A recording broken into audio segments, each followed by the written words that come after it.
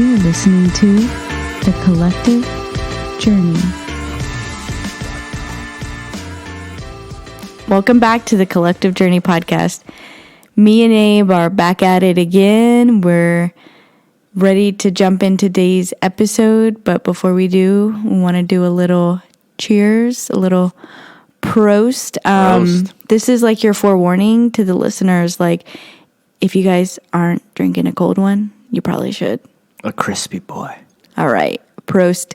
All right. So for today's episode, you guys, we're talking about what it's like being an American military family living in Germany. So what is that like, Courtney? Let's start this. I'm like, where do we begin? You know, like the meme. It's like, this is how we started, and this is where we're at now. Let's start with how we envisioned what it would be like to live in Germany before we got here. Like when you're on the plane coming over here. So how I envisioned it pretty much was, I thought it was going to be like a 4-year long vacation. Originally, I thought I was going to come here for like 2-3 years or something like that. And I was like, oh, just, stay more time here in Germany. And I'll be on vacation for 4 years. It'll be amazing. I'll be drinking beers, drinking fancy cheeses, singing out in the countryside, chilling. Be dope. Mm-hmm. How did you envision it? And Oktoberfest. But yeah. Yeah. I envisioned basically the same thing. Like, I thought this was going to be... So I've traveled here so much, right? Like, I've been here TDY and vacation, and I just thought like, oh, I already know what I'm getting into. Like, I know what the lifestyle is like there.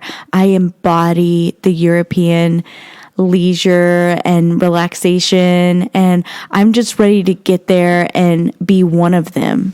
And I thought I would be like, walking down the street with my basket, going to the farmer's market. Drinking coffee. And picking up bread. Eating fresh bread. It was like the sound of music. And pastries. I love the pastries here. And it was not like that at all. So how was it really like? I'm laughing so hard right now. It was, you guys, as soon as I landed, the excitement quickly wore off. And why is that? Because it was like reality hits. Like, you get all your luggage and you're like, you're like, I gotta go. Yeah. You're like, you're not going home. This is your home. You're here forever. Yeah. And I went into it. I did not want to admit this, right, in the beginning, because it was a humbling experience for me. I went into a culture shock. So did I. Legit went into a culture shock. And we had this discussion all the time, right? Like, we're well-traveled people and we've lived in other countries before, and yet we got here and it was like, it was just, I don't know. It was like having an out-of-body experience or something. Like, I just, I had a couple, like... It's a lot of stress, Yeah. You move here, or you're moving here. You quickly got to find a house, right? Mm-hmm. So you have... I say like one of the most stressful things that you can ever go through is moving. I don't know if a lot of people know that, but oh, moving. Really? Yeah. So you don't say. Right. So but now you're moving overseas, and now you're having to deal with the language barrier, and now you're having to deal with like figuring out getting a German car, getting a German license, doing that whole thing. For me, I was like, man, I did a year in Korea. This is gonna be a breeze. And it wasn't. I was like, it was harder than Korea, which their way of life is like completely different. But in Korea, you're on base. You don't live off base. Like here, you have to find a home. You have to live off base. Well, you don't, but we decided to. Yeah, I guess for me, there was no option. I was like, I really want to immerse myself or us into this German way of life, the European way of life. Mm-hmm. So we quickly did that, right? And getting that, what was that like? Well, for me, like when I was the one to get the reliable car, right? So like you just got something off the lemon lot and you were done. But for me, like, Yeah, I got like a older BMW or something like that, and you got like a Volkswagen. and whatever. I had to go. Okay, so I envisioned having this mint blue Fiat. That was something I should have mentioned in the beginning, right? Like when I envisioned myself moving here, I was like, and I'm going to get a mint blue Fiat because like it's convertible, Italian, and I have the baguettes hanging out the back. everything, Yeah, I know. right? Like I was so hyped. And then it was like my dreams quickly were shattered. It quickly came down because you're like, no, we got to go to military auto sales. And that was weird because, I've bought a handful of cars, right? I know the car buying process very well. And I was like, it was just so different here. Like there's no haggling. It's a set price and you're going to pay way more for an American car over here. That's like outside of any base, right? Outside of any base, they're going to get you on the cars just because they know you're good for it. Yeah, but the thing is And that you're in need of a car. yeah, but the reason, what I'm alluding to is the reason why the prices are higher because they have to ship them from the States to Europe. If you want an American car. If you want an American spec car. That you can take home. And why I didn't take a European car is because most of them are sticks, right? Stick shift. So like I'm not a stick shift person. And we also wanted to take a car back to the States. So that process was so intimidating. And then like you have the way that you buy the cars over here is different. And then then we had to go through the German inspection, and that was a whole process. Like, that process. But before that, what was before that? the license. Tell me about that. The license is like the test is like 200 questions long, and it's extremely intimidating. And I'm like, look, I lived in Texas, okay? Like, I got my license in, like, when I was, like, like 15. Like, How easy was that? I did not go to driving school. And Really? yeah. Like, So here in Germany, you have to take, like, a full-blown, pretty much college course. mm-hmm. You have to be driving for, like, 2 years. And, like, you have to go through this whole thing. Mm-hmm. You have to memorize all these signs, symbols. To the day, I don't know any of them. I just drive. I just survive. Yeah, but I actually like driving on the Autobahn. Well, it's like a love-hate relationship. I drive on the Autobahn every morning, like, because my commute is over an hour long. So I drive on the Autobahn every morning, and then I have to navigate through all these small towns in order to get to work. And I don't know how many times I, like, in the beginning, literally was lost and would be going down one-way streets just because I was trying to, I remember that. like, find where I'm going, like, figure it out. And I would get, like, yelled at. Like, I legit had somebody come and, I don't even know if you know this, like, come and tap on the hood of the car while I was driving. Run out in front of the car, tap on the hood of the car. So you're saying you're just driving really horribly? Huh? For Germany. Yeah. And, like, was, like, waving, and I'm just thinking, oh, my God, like, what did I do? And he comes and he starts yelling at me in Dutch, and he's like, and I'm like, speak yeah. English? Like, only English, sorry. And he's like, you are driving on the wrong side of the road. This is a one-way. And I'm just like, oh, my God, I'm just trying to get to work. I'm sorry. So it was just traumatized. Definitely, like, scared to leave the house. Driving on the Autobahn is different than being in the States because you can go super fast. Unlimited. Has no speed limit. And for me, like, as a young man, a little boy, I always envisioned myself driving on the Autobahn. I'm a big gearhead, you know this. And I've always wanted to drive on the Autobahn. And it's not really what it's cracked up to be. Like, you have your unlimited speed sections, but also there's a lot of rules to follow, right? Mm-hmm. And, you have to stay in the left lane. You have to stay within a certain speed. There's a lot of speed cameras everywhere. So it's like 1,000 tickets later, right? I was going to say, do you want to talk about All the tickets. So many tickets. But they're not that expensive, though. What do you mean? I got like a $600 ticket in Amsterdam. I'm like, that's for your driving problem. like 10 miles over the speed limit. My biggest pet peeve, though, is that, okay, so the person's car that's registered for the car that's who gets the ticket. And so we're always in my car, and I always get the ticket. That's always me.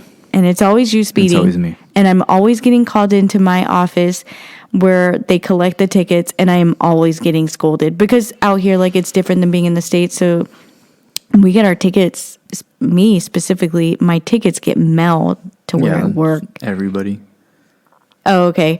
But, like, I have to go and deal with the scolding one-on-one. And every time I go in there, they're like, here's another ticket for you. And I'm like... You're like, again? I'm like, it's my lucky day. They don't appreciate that. But, yeah, those speed cameras, they're everywhere, man. But I like the Autobahn. I think it's great. It's efficient. It's so efficient. And everybody's a disciplined driver.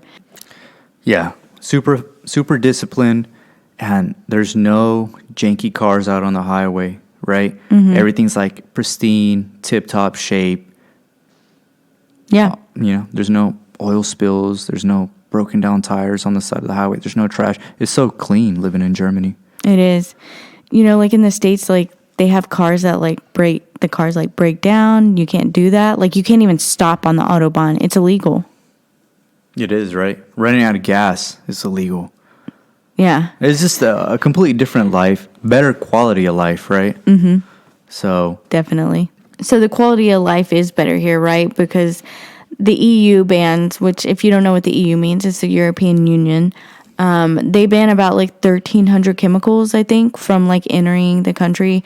So like your produce is better. It's real produce. Like the bananas aren't huge. The sweet potatoes aren't huge.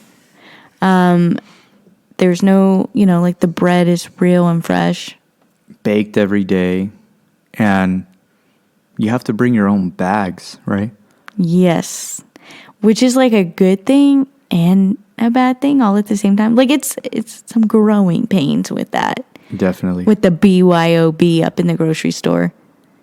Or the cashier's checking you out, right? That's like a whole other thing. Tell them about it. So the cashiers here, like you have to bag your own groceries, but they make it a thing where they try to, I guess, process you through the line as quick as they can. So they're like throwing all the food at you. They're scanning it. They're throwing it.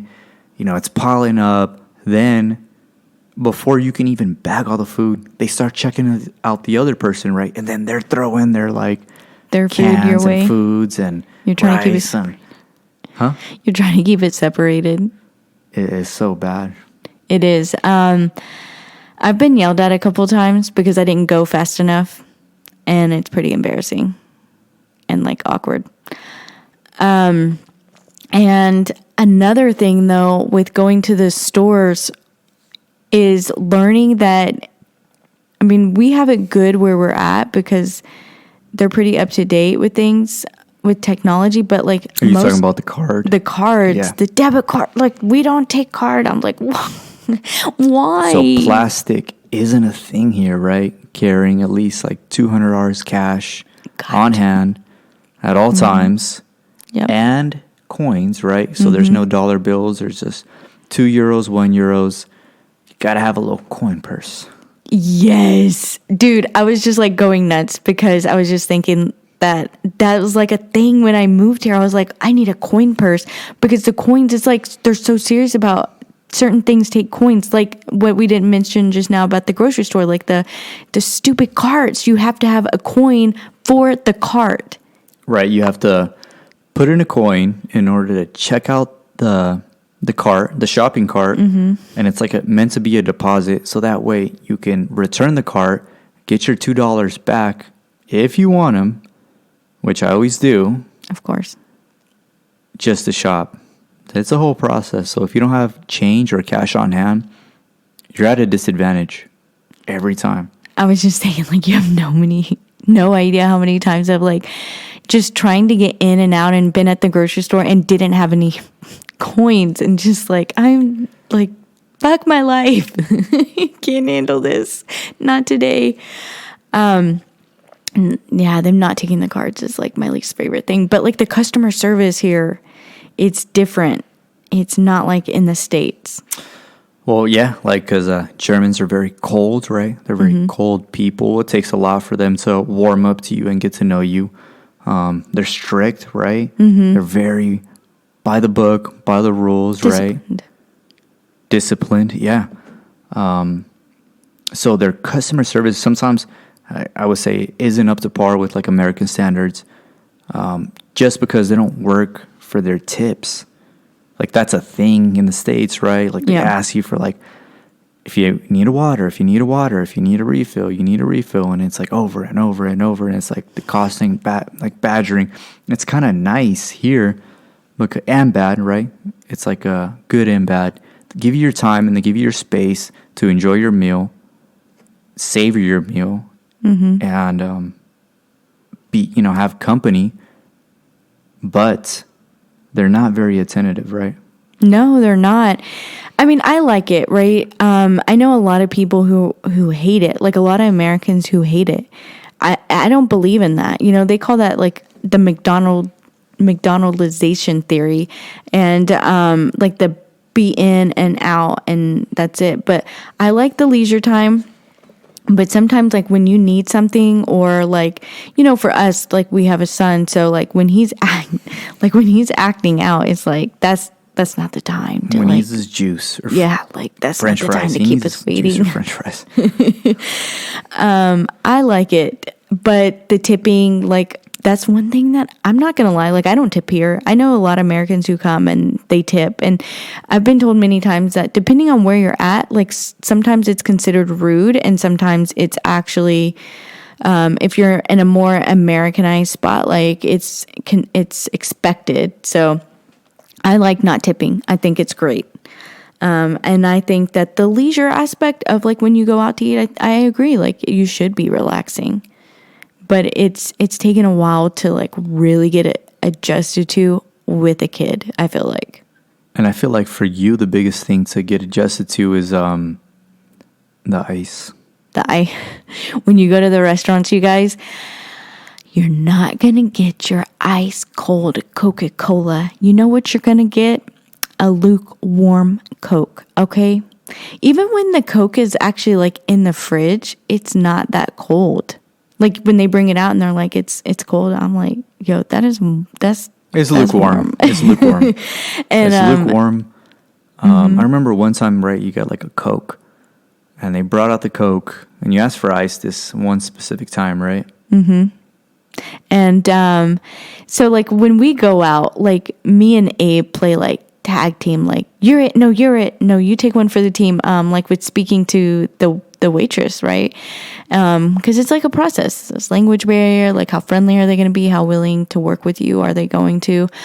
Because we are downtown, like saying, "Hi, do you speak English?" And I asked the waitress. I was like, I asked Abe to ask the waitress, "Can we get some ice?" And she was like, threw her hands up in the air, and she was like, "We do not do ice here. This is Germany." And she was like, "You are in Europe now." And I was just like, "Ooh, okay, listen, I'm pregnant. It's hot. It's like 90 degrees. There is no air conditioning. Your girl needs some ice in her Coke." And she came back with like a cube and a half that was already melted, and the drink was still warm. So speaking of that, right, there's no ice at home, right? There's no ice, there's no AC at home. Mm-hmm. So for the houses, like the way that they're set up with German engineering, they don't, but that's a culture shock thing, right? Because in America, we're so used to that central heat and air. At least me being from Texas, like I never grew up with a window unit, but like everybody has some type of like convenience of air. And in other countries, and then being in Germany, like the way that it's set up in the house is that the windows are strategically placed throughout the house because of the German engineering, that you open them and that brings in the cool air. Mm-hmm. And that doesn't always work. Luckily for us though, we have 2 AC units, one in our room and one in And that's like a luxury here in Germany. yeah, the fact that we have the AC units. Also, what helps out is the Rondalens, right? Definitely. I love those things. They're great. So the Rodolins are like, I call them like blackout curtains, but they're like built into the window, and they're either manual or automatic, and they just come down and they close out all the light. They're like a roll-up door, right? It's amazing. Like, it's a game changer. Keeps your house like really nice and insulated and cool, but you need it just because the summers here are crazy. Yeah. Crazy. So yeah, there's no ice. There's no ice makers in your fridge. And the fridges are super small, right? It's fridge so small. I'll never forget, because when your mom came to visit, she didn't really, I don't remember her saying much, but like when my mom came to visit, you know, like my family's from Texas, everything's bigger in Texas, you know, like Huge. Probably eat too much in Texas. And she was like, what the hell is up with your fridge? Like, where do you keep your food? But that's because they believe in everything being fresh and going to the grocery store like every few days. Whereas like in the States, you know, we have Costco and Sam's, and they believe in like bulk packaging and deep freezers, and they don't have that here. Yeah, I remember that your mom came and she was like, what's that hotel fridge doing here? Where's your real fridge? Like, that's the mini fridge. Where's the real one? And I was like, Dana, this is the real fridge. You're looking at it. And she was like, no, this ain't it. This ain't it. Yeah. So, and then like the sinks here are small. Crazy small. They're like a bathroom sink. And Courtney honestly doesn't really care about the sink, right? No, I really don't. You. But it bothers me. So my assigned duty here is I got to do the dishes, right? Mm-hmm. And I like to keep you gainfully employed. Right. Well, cleaning the dishes in a bathroom sink it's not great. Yeah. So it's just, I guess because it's awkward because there's not a lot of space. It's not. You got to maneuver the pots and pans, the cutting board. You know, if your cutting board is bigger than, you know, a MacBook or a laptop, forget about it. That's it. You know, you're going to be trying to finagle that thing in there. It's intense. What about the fact that there's no the grinder? Oh, there's no garbage disposal. That drives me nuts. Yeah, so you can't just throw food down the drain, right? Like, it has to go in the trash. Or it gets clogged. Like, it's literally doing their dishes in a bathroom sink. So imagine that.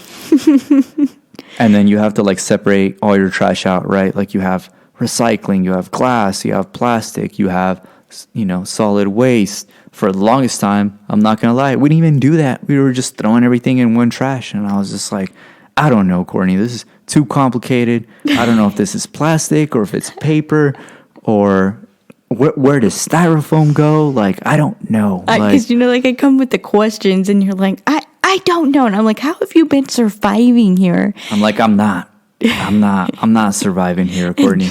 You're like, this is why you're here. Help me out. And then I don't know if you remember this, but it was like when I first got here and I was so overwhelmed with everything. And you like sent me on this wild goose chase to find recyclable bags. And you swore to me that they sold them at Reve. And Reve is a little grocery store they have here.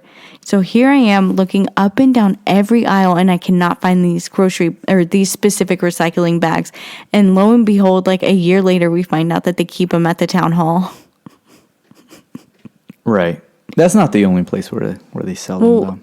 That's the only place that I've heard. I'm like, you swear they sell them at other stores, but I've never seen them.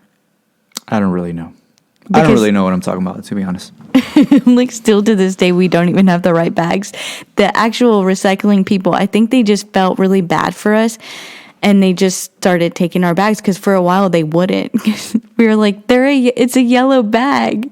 It's one thing. They definitely care about their environment, right? They do. And because they care about the environment is they love the outdoors, right? Mm-hmm. They love hiking, they love biking, they love swimming, and Sundays are dedicated like to leisure, right? Mm-hmm. Sunday Fun Day is an actual thing here in Germany. No work is done on a Sunday. It's illegal. It's you're not allowed to like do work, and I know like sometimes like Abe will be like, it'll be like a Sunday and we're like trying to get some like last minute chores done, and like maybe I need to like take out the trash or like move something into the garage, and you're just like, just hurry up and do it. And I'm like, I don't want anybody to see me because I don't want to get scolded or yelled at, because people, if neighbors saw, they would yell, or if somebody was walking down the street, they no They problem. definitely scold. Approaching. Or they stare you down for no reason. I can't deal with it. Yeah, I'm like, get back in your balcony or in your house, old man. Don't you look at me. All right? It gets intense. But the hiking, you know what's great about that is that like everything's like accessible in every neighborhood. Like every neighborhood has like a walking trail, a hiking trail, a biking trail. Every has its own mountain to hike. Yeah. It's odd, right? I love it. It's amazing. It's not odd. I mean, it's awesome, but it's not something that you typically see in the States unless like you live in Colorado or... That's true. Right. Yeah. I guess I just don't think about it anymore because we've been here for so long. But also, like, speaking about the biking, people ride their bikes, like, even in the snow. I just wanted to say that. They're 'cause I thought it dedicated, was yeah. super cool. Like, I was, like, mind blown when I saw that the first winter that we were here. I was like, what? Yeah, I remember you're like, aren't they going to slip? And I was like, well... I was, like, trying to get a video, and it was too early in the morning. R.I.P. But yeah, it's really cheap to have fun here, right? Mm-hmm. Leisure's like a big thing. So capitalism isn't really prevalent here. It is and it isn't, but it's affordable to live life here, right? Mm-hmm. Yeah. And they really enjoy life here. What about the festivals? The festivals are awesome, right? Oktoberfest, you got your wine fest, you got your sausage fest. There's a festival for everything, and like they go all out here. Like they get so excited, and everything is, like you said, so inexpensive. Like we never worry about like how much is parking going to cost or how much is an entrance fee, and what about all the gizmos and gadgets. And there's always concerts here, right? Tell us about that. The concerts? Yeah. I love them. They always have cover band music at like every festival. There's like they got their lighters out and they're like swaying back and forth after they've had all dancing. their beer and wine. I like it. It's like 80s classic rock. They're like 20 years behind because of like the Berlin Wall or whatever. Mm-hmm. And they love it. They love it. They go crazy for some 40-year-olds banging on some drums and playing some guitars, you know, like... They really do. Singing Sweet Caroline or...